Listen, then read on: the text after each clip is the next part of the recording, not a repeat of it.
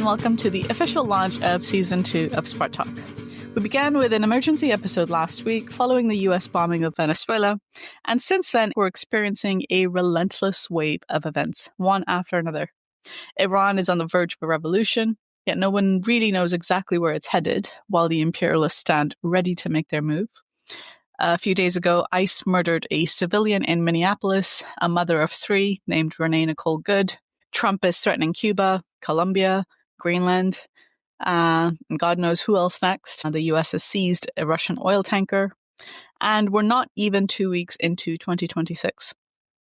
Now, on the job, it largely feels like there's a real disconnect, that we're living in two separate worlds. While things out there are going crazy, there's little struggle on the job. And it often seems remote in the face of big events shaking world politics. This is not to deny that there are little cracks appearing. Workers are reporting that there's a little more openness to talking politics, simply because it's getting harder and harder to ignore what's happening in the world.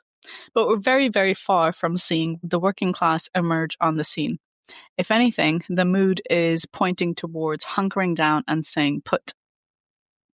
In political work, we're experiencing similar pressures. Things are happening all over the place. And for us, we're constantly wondering, how do we try and intervene and impact events when our own forces are limited and the left generally is on the back foot?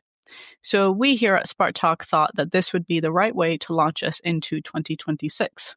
If we are feeling these pressures, we are certain that many of our listeners are too. So with me to discuss these things and more is Comrade Perrault. Hi, Comrade. Hello, Mansa. How are you? I'm good. That was a good intro. Thank you. How's your 2026 so far? Well, it's been rough. Yeah. Tell me more. Well, right away, wake up, Maduro's being kidnapped. Mm-hmm. And already that feels like it was, that was a week ago. I know, yeah. And it feels like, so much has happened even since then. So it's really been nonstop. We're trying to both organize ourselves as a party, prepare the year, prepare what's ahead for us. At the same time, reacting with all these quite crazy world events that have just been piling on. Mm-hmm. Yeah, we published, I think, already about 5, 6, 7 leaflets on the different events that are happening, internationally, but also in our different places in the world.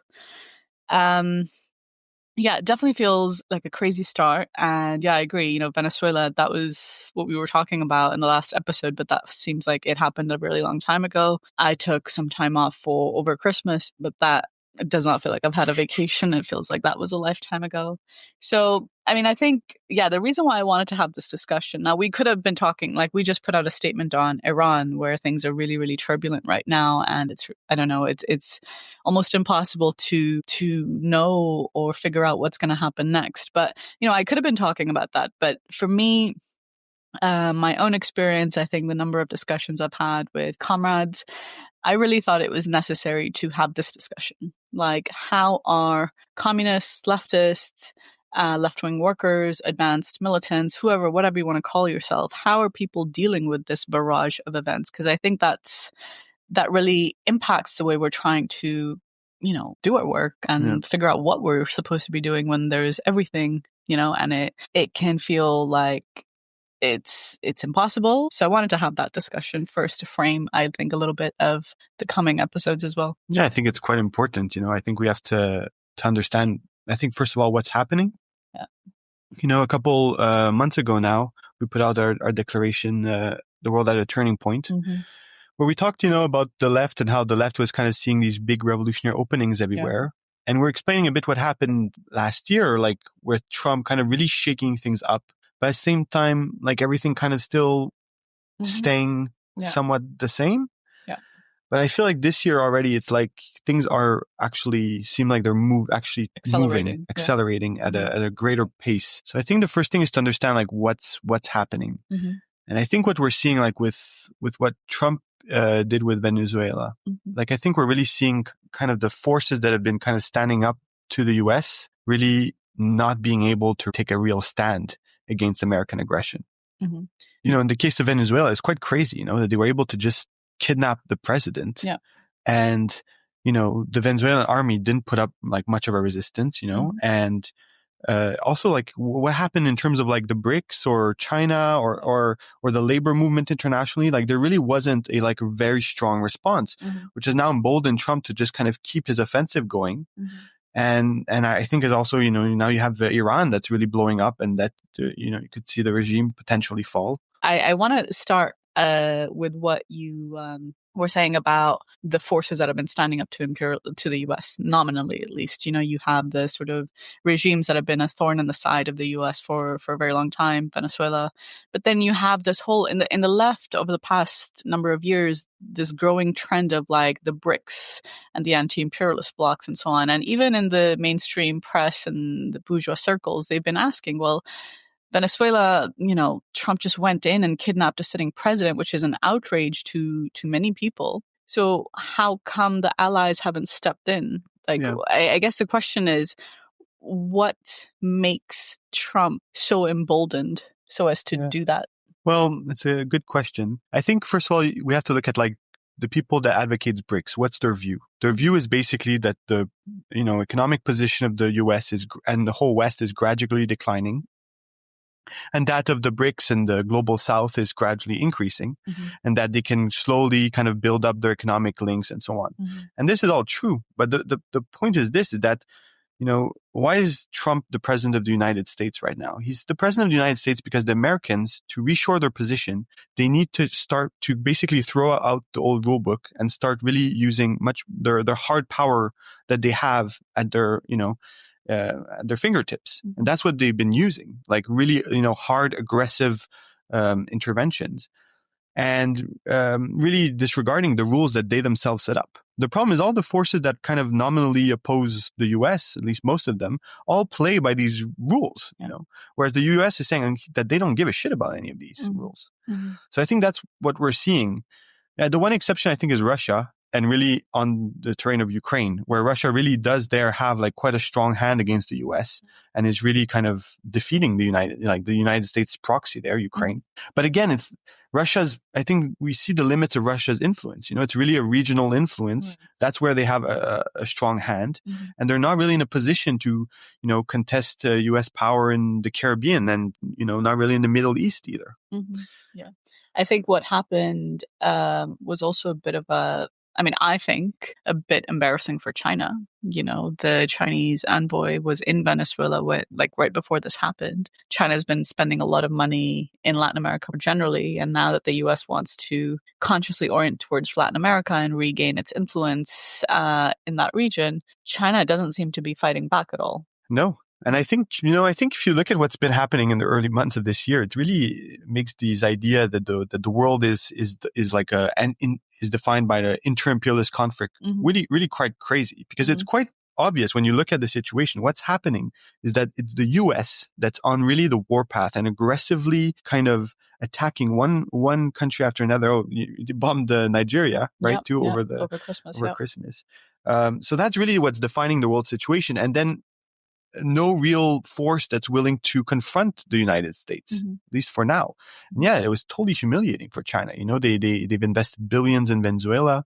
They get at least some oil from Venezuela. And now with Iran kind of really destabilized, I think we have this potential of seeing the U.S. slowly isolate China geopolitically. Yeah. If the Iranian regime was to go towards the imperialists, that would destabilize the whole of the Middle East. Yeah, well, it would basically, Iran's been the major counterweight to U.S. and Israeli aggression in the region. So if the regime just falls and goes over to a pro-American side, that's what that would really give a much stronger hand to the U.S. Now, of course, what we want for Iran is, we obviously don't defend the regime, and we're for its overthrow, but we're for its overthrow in the anti-imperialist direction. Unfortunately, this does not seem really to be where the wind is blowing right now, although, it's hard to tell with the situation where things could go. But no, if a there's some kind of pro-imperialist regime in Iran, that would be really quite a disaster for China. For me, one of the things I was this analogy I had in my head, when Venezuela happened, this domino effect with Maduro kidnapped. If Iran goes towards a pro-imperialist direction, then you would really start to see a bit of a domino effect, which would only embolden Trump and strengthen the hand of the US even more. And I think coming back to the pressure that we're experiencing and the pace of world events and the general mood just feeling so horrible, I think that would just exacerbate everything. Yes, I certainly hope that doesn't happen. I think we need to really fight as hard as we can to stop that. Mm-hmm. Although, I think what we're seeing, I think it's to fight back in the current situation, it's really important to understand what's happening. Yeah. And I think what we're seeing is that the oppositions, like the oppositions to US imperialism, are really like rotten, like there's no strong opposition to the United States. Mm-hmm. And that's really the process of decades, like the Bolivarian revolution in Venezuela has been, kind of hollowed out in the course of years and years and years. Same thing, Iran, the regime there, it's really like there's a huge popular discontent. Mm-hmm. There's huge economic problems, and their whole strategy against Israel really ended up being quite a disaster. And I think you kind of see the same thing on the American domestic terrain. You really, with this shooting by ICE agents of a just totally innocent person, and multiple shootings actually. Yeah, that's true. Yeah. Like it really shows the total impunity of the American state and of Trump. Yeah. And I think what we're seeing is like a real lack of real response and real limits, checks on Trump's power. And I think, Comrade actually was saying the other night, like, the Democrats are responding a very shrill, like very kind of, the Minneapolis mayor, spoke very strongly, but like this kind of very shrill denunciatory language is actually a show of weakness, because they don't actually have any real kind of counterweight. Yeah, there's no real opposition right now, like domestically, even on the capital P political terrain. It's just, I think what we're seeing is really a lack of real major forces Mm-hmm. That exist to check Trump's power. Mm-hmm. I mean, look, you've sort of already spoken a little bit about why there's a lack of that opposition, because the big international players, they play according to the, quote, rules-based order and so on. But I want to talk about the left and the working class, because obviously this is one theme that we hammer on the show time and time again about why the left is in a weak state, why it's so discredited amongst, the working class and so on. And actually also why we aren't seeing masses of workers, why we aren't seeing unions mobilized en masse in whether it's in the United States and Britain or wherever else, why. So what explains, I actually wrote up a number of points here. In preparation for this show, I asked some comrades in industry to give me a bit of an account of some of the conversations they've had over the last, week or so with their coworkers to get a sense of the mood. And I just want to say a couple of things that summarize some of the conversations. So this is, somebody said, how can somebody just go and kidnap the president of another country? Like, this is something that people are like absolutely shocked and disgusted at. Just even on basic democratic values, like this is not democratic. You can't just go into another country and do that. There's widespread revulsion to ICE, especially among black workers. And in here we were talking in Britain, like it's somewhat similar. There's a lot of like disgust at what's happening. But it's not enough to then get people to come out. There's a huge gap between what people are feeling and how they're reacting inside or in conversations, but there's a huge gap between that and action. Yeah.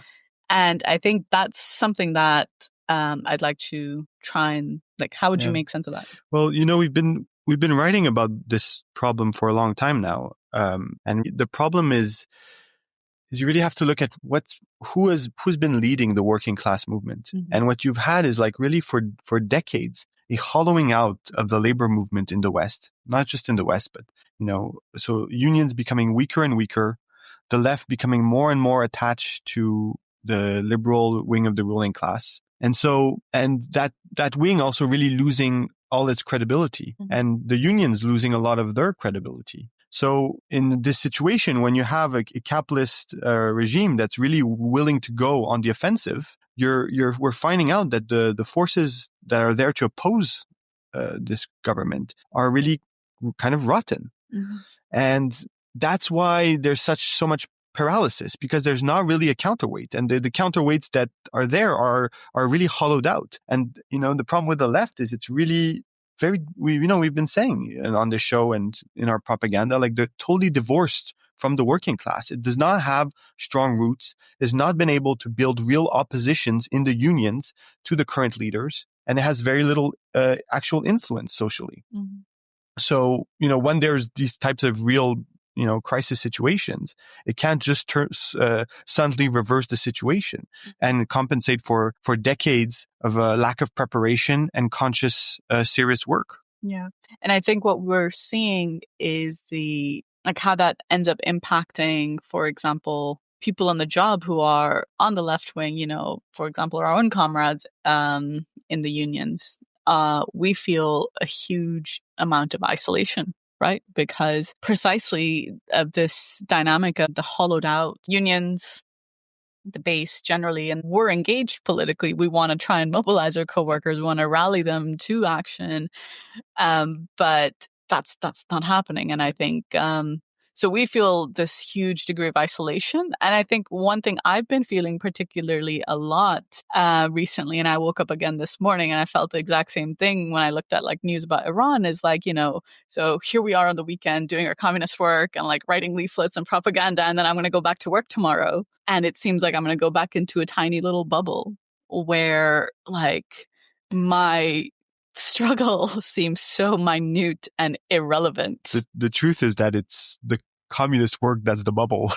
Well, yes. And, I think part of the problem we're having is that, it's only been a couple years, really 2-3 years that we've even just started doing serious trade union work again. Yeah. That's true. So, and that's us. If you look at what a lot of the rest of the left has done, some of them have just been totally liquidating their trade union work, and really not doing building any kind of serious opposition. So that's kind of the position we're in. It's that's also why we're so in such a weak position, so isolated right now. Mm-hmm. It's because we've not been doing the proper work to prepare ourselves. Mm-hmm. Now we've been trying on our end to kind of scramble and to kind of, catch up some of this lost time. And I think at least we have a clue about what's happening and why. Mm-hmm. But you look at much of the rest of the left, a couple months ago, they were all saying this is going to be a revolutionary period and, that everything's turning to the left, mm-hmm. So they're totally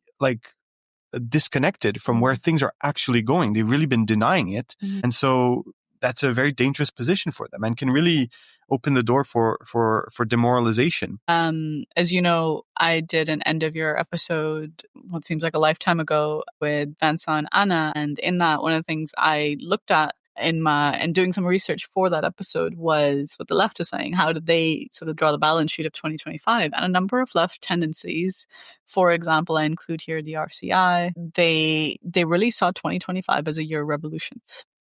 And what does that mean? It means hailing these events, for example, Mamdani's victory, the Italian strikes for Palestine, the election of Catherine Connolly in Ireland, and a number of other things. And they were like, these are examples, it's proof that things are on the up and up. And I mean, I don't know, that it seems like that's speaking from Mars or something. Yeah. Now, because for me, the thing is if 2025 really was such a year of revolutions and uptick in mass struggle, then you wouldn't start, 2 months later with Trump just shredding, Trump just going on the offensive like he has done. I think it's useful to, there's a lot of symbolism in the comparison with George Floyd mm-hmm. and the recent ICE killing. In Minneapolis. Both events happened in Minneapolis, a couple blocks away. Yeah. But if we look back, what you're saying about this year of revolution, if 2025 was this year of revolution, Trump would not be able to get away with this. And if we compare the situation right now to 2020, this was really the end of Trump's presidency. He was in a very weak position. He was totally hated. And also it was, slowly getting towards the end of COVID, where the working class had really kind of felt a bit of its power. Was starting to, a few months later, it was the Striketober, and a bit of the start of an uptick of mobilization and so on. Mm-hmm. But if you look at the situation right now, like it's very different. There's a sentiment that Trump can just get away with anything, even though people hate Trump. Like a lot of people hate Trump. Yeah. There's not the sentiment that like the working class is in a position to fight back. Mm-hmm. I think right now. Mm-hmm. So I think it's a very different time, mm-hmm. and I think it's very fatuous to just think that 2025 was revolutionary, or that we're, in a good position right now. Mm-hmm. It's quite at odds with I think basic elements of reality. Yeah. And let's not forget, where exactly is the working class politically right now, because, okay, so I mentioned some of the anecdotes, but some of the other anecdotes is that some people on the job were like, like the working class has moved to the right. So workers do look to Trump, to Farage here, to the AfD, to Le Pen, etc. So within that, what that means is when world events happen, those very same workers are going to buy into saying like, oh yeah, Maduro, like good. Yeah, we showed him who's boss, or yeah, let's bomb Iran and like reinstore Reza Shah or something like that. Right. So like it's very concrete about like what we mean about the working class wanting to stand up and fight back, because some of those workers are in the camp of Trump, and we need to find ways of like, winning them back. But I just wanted to note the overall rightward shift within the working class as well. The basic thing to orient oneself in a time like this and to start organizing a fight back is, first of all, to really understand the current situation. Like, what's the reality of the current situation? And then from there to try to understand, how did we get here? What were the mistakes that were done to get us into this position? And that really is the starting point to kind of put forward any kind of alternative strategy in all these different areas of struggle. Venezuela, Iran, fight against ICE, fight against police brutality in Britain, Palestine, these hunger strikers that are on the verge of death. Yeah. So how do we organize a fight back? But to answer that question, we have to understand where we're at, and we have to look with sober eyes at the reality. Mm-hmm. Yeah. And would I be correct in summarizing that where we're at, or why we're here, is just simply put due to the lack of any real sustained opposition to U.S. imperialism? Yeah, like we've written like the whole last 30 years, overwhelmingly, the left has not viewed its tasks as that of building an opposition to U.S. imperialism and its liberal order. Like, that's not how the left view its tasks. Yeah. Now this is becoming very clear, like now that the liberal order is dead, really. Now it's become clear that that's not been done, and now it's not so liberal anymore. Yeah. But that's been a total failure. Mm-hmm. Yeah, for sure. I wanted to ask you how, I think we've kind of touched on this already, but how you've been coping within the party when it comes to like the pace of events, For example, we just put out a leaflet last night on Iran, and, it's not like we're there. God knows who's going to read it, whether they're from Iran or Iranian or whatever. So for me, I'll just tell you my 2 cents. Like, I'm like vibrating really hard to like, oh my God, this is what we have to say, and we want to go and fight for this. But then there's a limit to what we can do. So how do you deal with that? So obviously, it's very frustrating, when you have such big, dramatic world events happening at such a pace, and we have so limited means to actually have an impact. Yeah. So obviously, it's been a lot of pressure. But at the same time, for me, what helps a lot is to really just understand what's happening. And, whether it's Iran, in particular, like, it's not like we've not done some work already on Iran to, for example, like we dealt with the role of Iran throughout the war between Israel and the genocide in Gaza, understanding and criticizing Iran's strategy. So, it's from that standpoint that we can now understand like why the Iranian regime is in such a weak position. Like, if you look at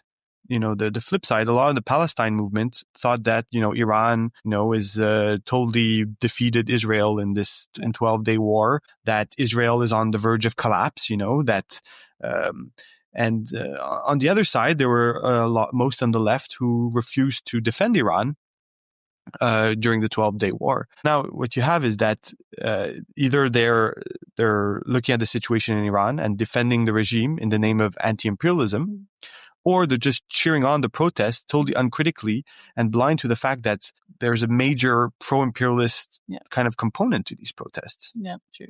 I mean, look, I understand, but I want to get a little bit more out of that. Like, what I'm trying to get at is the following. Like, I understand about where we are and like how to make sense of things. But within that, there's a limit to what we can do with that understanding, right? And I think that is a difficult thing to come to terms with, if that makes sense. Like our own limitations. Yeah. We always will have limitations, you know. The thing is to understand, where do we fit in? You know, what's our specific role in a specific time? And so, okay, you know, even when things are moving upwards, we still have very little ability to directly impact struggles. Although it's a bit easier because, you know, then you have a bit of a wind blowing in your back. Right now, it's more difficult because we've got the wind like straight in our face. But the key in both situations is to understand what's our role exactly. Like, how do we have a distinctive role to play in each of these different areas of struggle?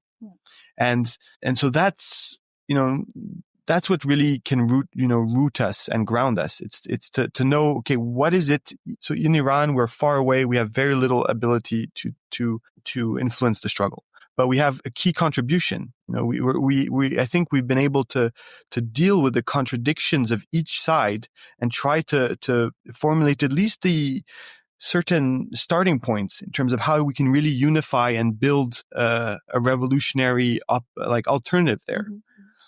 I think in Venezuela, we have, you know, obviously much more work to do. We haven't written a substantial article on Venezuela, but I think some of the other work we've done on the question of the struggle against imperialism and understanding the contradictions within like nationalism, I think will allow us to then also be able to try to provide some key answers in terms of what went wrong in Venezuela. I think that's like very sobering, you know, understanding our role. But I think it's not so straightforward and easy to understand exactly where do we fit in. Because while you're speaking, I'm trying to apply that same method or approach to like, how do I fit in the context of my workplace within the union and what I'm trying to do as a sole militant in a rather large union. And, you know, like what does that mean? Yeah, I think you're not giving yourself enough credit. I know the work you do in your union, and I think you have quite a clear idea of what your tasks are. You're trying to rebuild the union that's really not seen as a power at all at your workplace. No, fine, I guess. But I think this is important because I think it's important to go a bit more into like really that connection, because it's one thing, you know, talking about where do we fit in these grand geopolitical events, but the same, it really is true when we're talking about our comrades that work in specific workplaces. You know, it's the same task fundamentally, is to understand how do they fit in within the balance of forces at their workplace as it currently exists. And pretty much everywhere where we're doing work, it's quite difficult right now. You know, but what we try to do is to have like some conscience of like, okay, how can we like build up our position from the current reality? And maybe, how about you talk a little bit about some of that? What are you doing to find your position, your place? Oh God. I don't know. I can just blab a little bit about what I do. I don't consciously talk about what work I do or what union I'm in because I don't want to. I don't want to come out and say that on the show here. But I think I have mentioned in the past, I am actually a shop steward, or what they call a union rep in Britain. So, you know, within the context of my workplace, but this is really my workplace. It's a tiny little microcosm of like the British labor movement. You know, it's since Margaret Thatcher crushed the unions, and then, you know, the thing you were talking about, like liberalism really buying into the overall sort of worldview of the British ruling class. The concrete result of that has been that the unions are not seen as a force. They're weak. And I think what really happened since the defeat of the miners' strike is that consciousness of like union power and union strength doesn't exist, or at least it doesn't exist in my coworkers in the way that I would ideally imagine it to exist. You know, like there's been a real severing of that thread in the labor movement. So like how that bears down on the situation concretely is just that, on any given day, like 100 things will come up that will make my coworkers annoyed or unhappy, but their first impulse and their second, third, 10th impulse will be to go and turn to their line manager, who will then turn to the senior manager, and then it will go up the chain of command, because that's how you do things. That's how you go about resolving your issues. The union is not seen as a force. Why is that? I think that's something I'm trying to grapple with, but I think it's because, union density is not great. I work in one place where there are 5 other unions. So like there's no such thing as a closed shop union in Britain, but there's 5 unions at one workplace of about maybe 100 workers. And of that, probably just a little over half are unionized. And, every time I've tried to hold a union meeting, it's the same old faces, and God, I love them. But, it's been a constant struggle to expand that crowd and get more people to come in. And I think for me, it's a real source of like pressure and demoralization. Like, what am I doing wrong? Why aren't more people coming and looking to the union? But I think for me, the lesson I've learned is also it's only going to come through actions and doing. Like, the truth is that I think you often you sell yourself short often. And I think what you've been doing is also fighting and really making the management at where you work conscious that something's actually really changed in the union, and now there's a rep that's there to fight. Yeah. And I think your coworkers are also very aware of this. That something's pretty dramatic has changed since you're there. Yeah. I hate talking about myself. It's a bit awkward, but I will say one thing, and I think this is you're right. In like how there's been, I think this is something about like how consciousness is impacted, that there's this understanding that something is different between me and the last guy. And why is that? Because the very first meeting that happened when I was elected, first of all, I ran on a platform, and I made very clear that my platform is these 4 things. I don't want management in the union. I will not have them in union meetings, that I'm opposed to the Labour government. A couple of other things I don't remember now, but I ran on an actual platform, which I think was like, people were like, who is this woman? What's she talking about? Like, what? So I think already they were like, okay, and I said, I'm a socialist. And so I think they were like, all right, like she's actually interested in this gig. She doesn't treat it as like workload, but she wants to do this, And then the truth is, the very first meeting I held, I sent out an agenda and I said, look, here's point 1, 2, 3, whatever, but it's all close to management, because the practice at my workplace, I've been there for a number of years now, was always that one senior manager would come in and sit in the meeting and then basically be fielding all the questions, and the rep would just kind of sit there, and I was always like, what's going on? What's even the point of having a union? What's the point? Why would my coworkers come and air their grievances when the senior manager is going to know? So the very first meeting, that same senior manager showed up, and, I said, hello, sir. Sorry, this is close to senior management.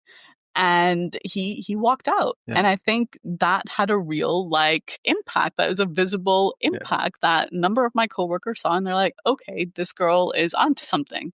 So, I think it's things like that. And that word sort of travels, not as much as I would like, but it's little things like that I am actually willing to fight.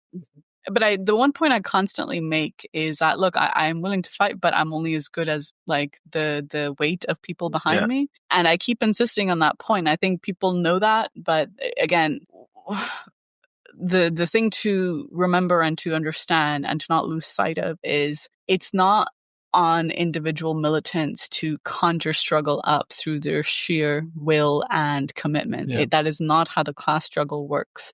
So when the balance starts to change more generally in the country, when there is a broader crisis in the sector, in the country, whatever, that's when that hard work is going to start paying off. So not to get demoralized when, which I sometimes tend to do, which is like, oh, well, I'm the one person and what do I do? And nobody comes to the meetings and boo-hoo. Yeah. But that you can't do things through your sheer subjective will. If I can make a slightly jarring analogy, if we go back to the broad picture of geopolitics, it's literally, that's what's missing in terms of international politics, is a force that's going to be telling Trump, no, we're not going to stand for this, like we're actually going to take a stand. Now, I know it's a bit of an extreme. Sounds absolutely crazy.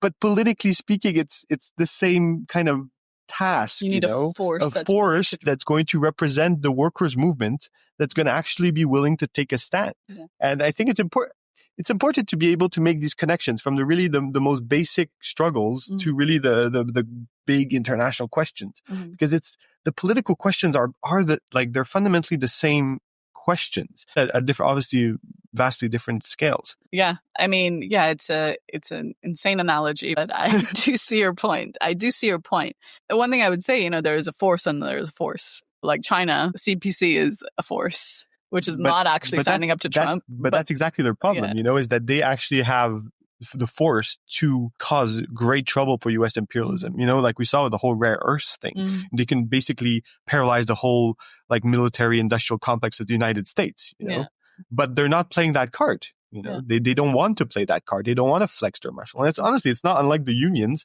who can take basic measures to stand up to the bosses, represent their workers that are being gone after or fired, but they're not doing it. They're not using the power that they actually have. But here's the problem with the power is that if you don't use it, if you're not using your strength, especially when you're talking about a class organization like a union, then it gets hollowed out. Yeah. That power gets eroded. Yeah. And then when you're actually confronted with a real attack, then you can't actually resist, or your ability to do so has really been compromised. I think actually that's useful. That's a useful way to look at it. I want to start moving on now to the sort of the two trends in reaction to this crazy stuff that's happening in the world, right? One is, I think, what we witness more on the job, which is, when I went back to work after the holidays, I had a number of coworkers who were like, I tried to not look at the news. Yeah. I can't, I need to unplug. So there is that tendency that this is too much. I need to preserve my sanity. I need to, unplug. And I think the other is despair and oh my God, and going frantic. And those are two extremes, of course. And the reality is obviously across the middle somewhere. But I think those are two trends that I see. One is buckle down, keep your head down. Things are going to get bad and you got to look out for yours and, your own people. And the other is let's just go out and go to all the protests and go nuts and then guilt trip everybody else who's not protesting. The response to by a lot of the left to this, what's been happening has been very shrill, very strong exhortations, but with really not so much content to it. You have also on the side of all the pro-Maduro left, any word you say against Maduro is you're a traitor, or even the current president right now, if you put her credibility in doubt in any kind of way, then you're, a traitor. It's been doubting the process, quite hysterical. Then the other side, you have the kind of Trotskyist left, who's been making these very abstract criticisms about Maduro and the regime. That's, Chavez and Maduro, it's a bourgeois nationalist program. So who cares? Fight for revolution. Which are totally disconnected from what are the actual tasks right now, so a lot of shrillness, a lot of abstractions.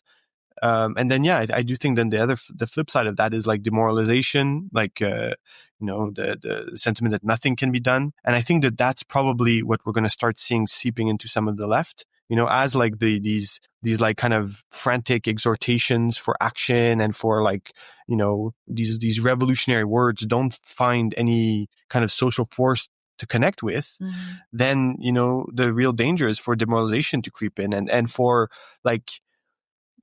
tensions to grow within organizations, for frustrations to take over and to have groups splinter over personal conflicts or and just frustration. I think that's a real danger. And I think it's really important in a period like this to be conscious of this danger and to really try to keep in mind the broader picture, the broader historical picture, the broader sense of tasks, and to try to understand what's behind, this frustration, what's behind these tensions, rather than just kind of, engage blindly in whatever emotions are kind of sweeping your party or your. Yeah.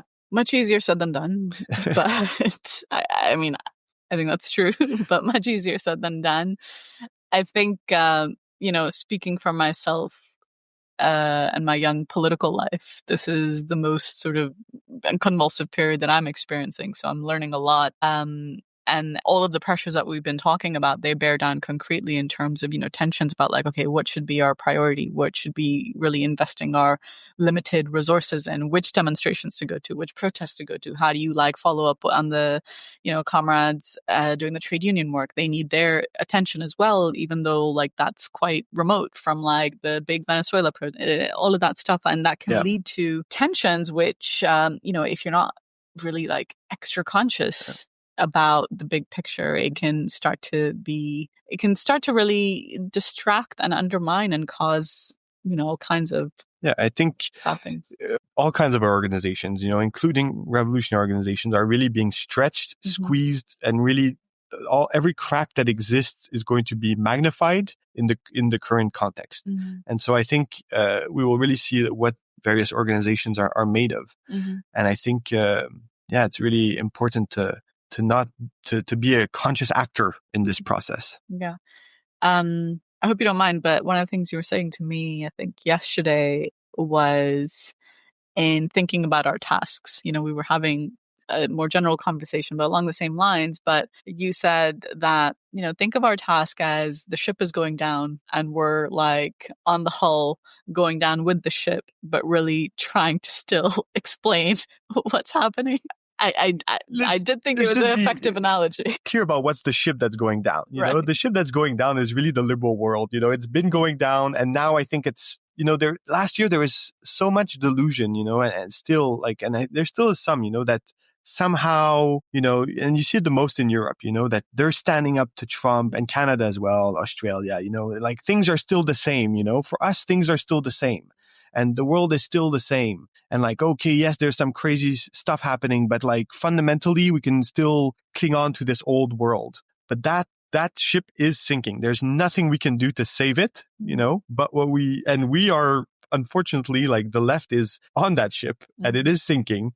But we need, what's our role in this is to try to explain to people, why are we sinking? Get some rafts, so that we can actually come up with a better plan to fight U.S. imperialism than the one that's led to this absolute disaster. Yeah, I think that's another way of saying that things are about to get much worse before they get better. Yeah.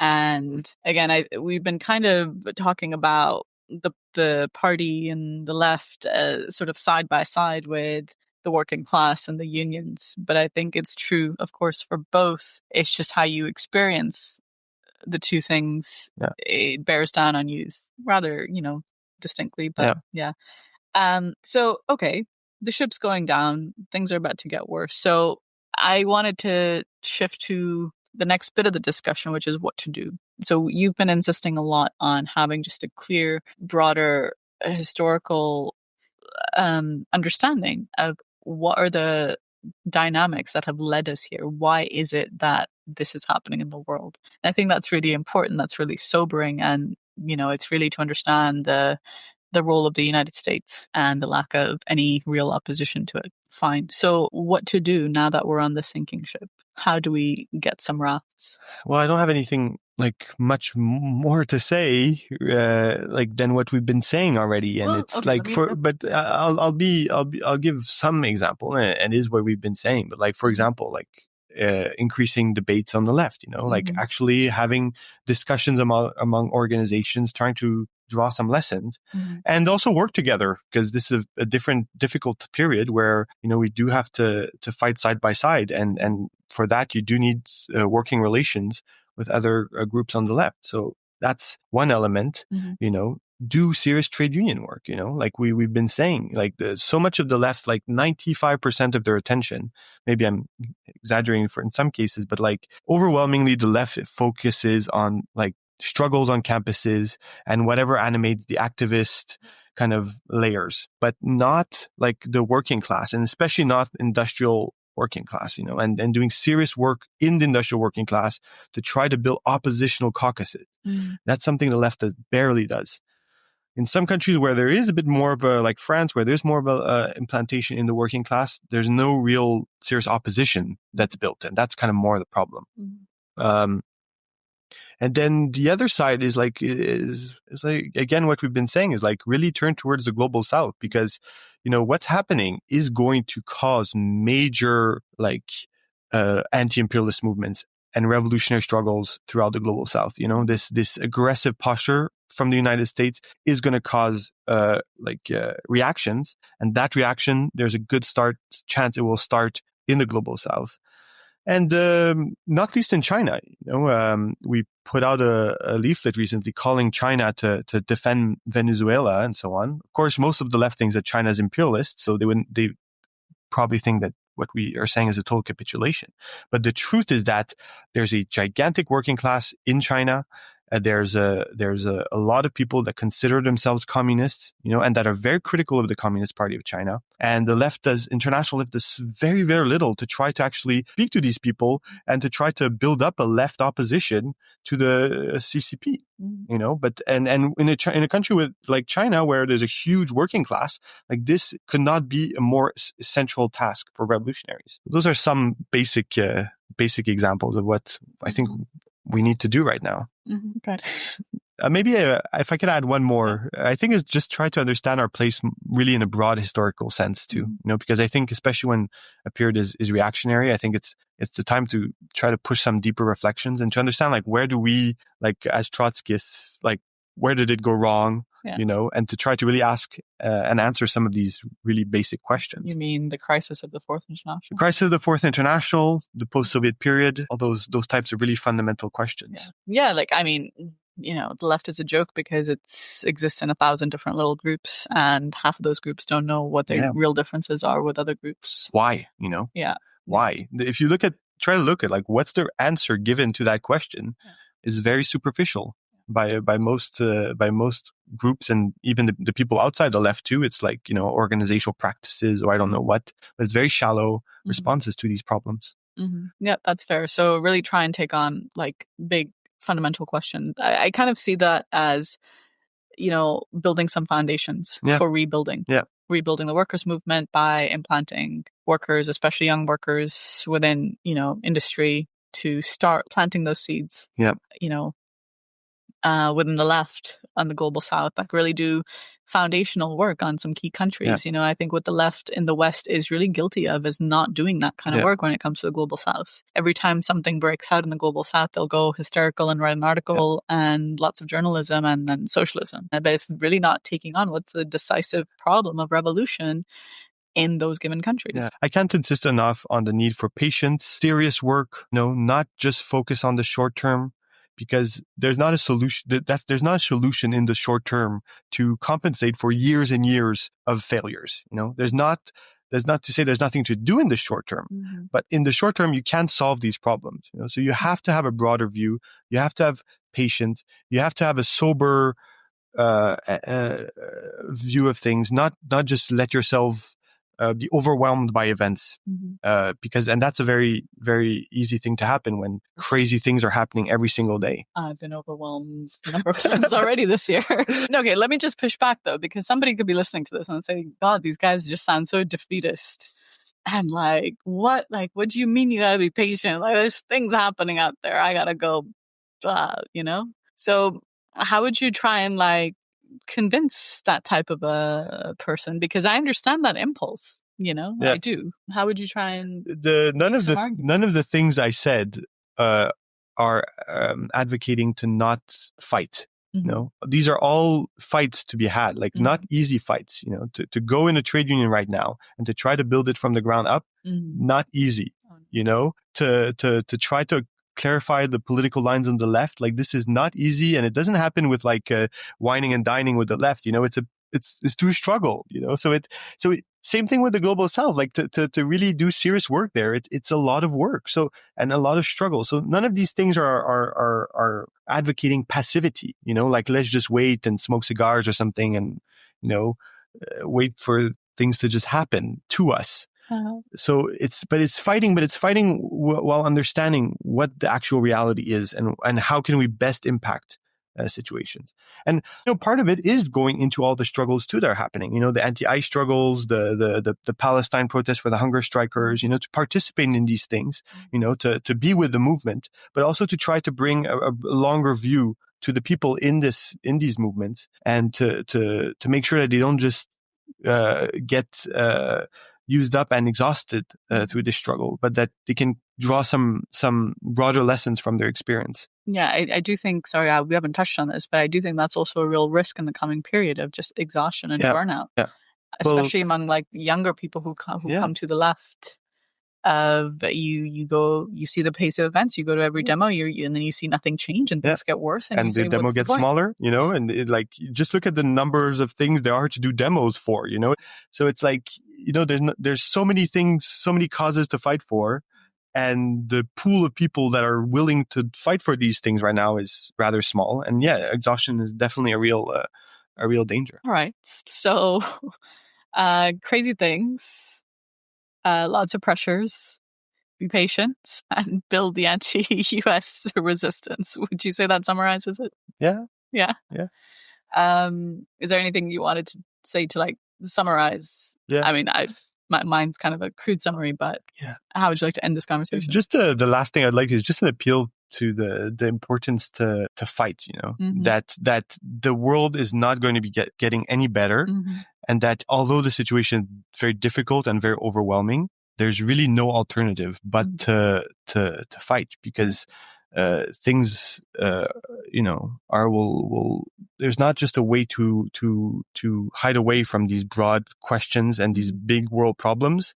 They will come down into the workplaces, they will come down into the personal lives of everybody in the world, really. And so the choice is really to be a conscious fighter, to fight to advance the fate of the working class and the oppressed internationally, or to just have these events just crash down on our own person without being an active factor in this struggle. Yeah, no, I think that's nicely said. I just want to maybe supplement that by saying what fighting looks like, it depends on your concrete situation. It's not an instruction to go and, I don't know, go crazy. But for me, going back a little bit to how I try and struggle on the job is to combat that consciousness that is just looking to management, to try and make some arguments and convince my coworkers, well, actually, the more you look to the union, the stronger it is for all of us to actually improve our conditions generally. So it's that is a fight. It is a political fight. It's an ideological fight, but that is also a fight. So I think it's to try and bring in those conversations to your coworkers, to win them over to your side, and to strengthen the union, improve your own conditions, and build a basis for a real fight back against the ruling class. Right. Well, I'm sure there's lots of things that we could have gone into, or there's things that we haven't talked about, but I'm sure you will in your next episodes. Yeah, so coming up, I think we need to talk about Iran urgently, which will happen in a few days. But thank you so much for today and taking the time to talk about some of these pressures. I hope our listeners will find this useful, because it certainly has been for me, both in terms of, I think, dealing with isolation on the job, but also as a communist who's trying to do some work. So well said. So thanks. I hope you find it useful. Share it with your coworkers, share it with your friends, try and see if they're talk about this with your people, see if they're feeling similar things, and try and make those similar points to them as well. And I will leave you all here with this track from Comrade Jeremy from the Midwest. Shout out to Jeremy for creating this on my request, and I hope you enjoy. In the meantime, do follow us on X at SpartTalk and feel free to get in touch anytime. Thank you. Bye. Well, I ain't got no smoke, at least not with you. And I don't know if you don't know, but there are just a few of oligarchs and capitalists profiting massive profits, holding us down in lockstep. And your vote, it ain't gonna stop.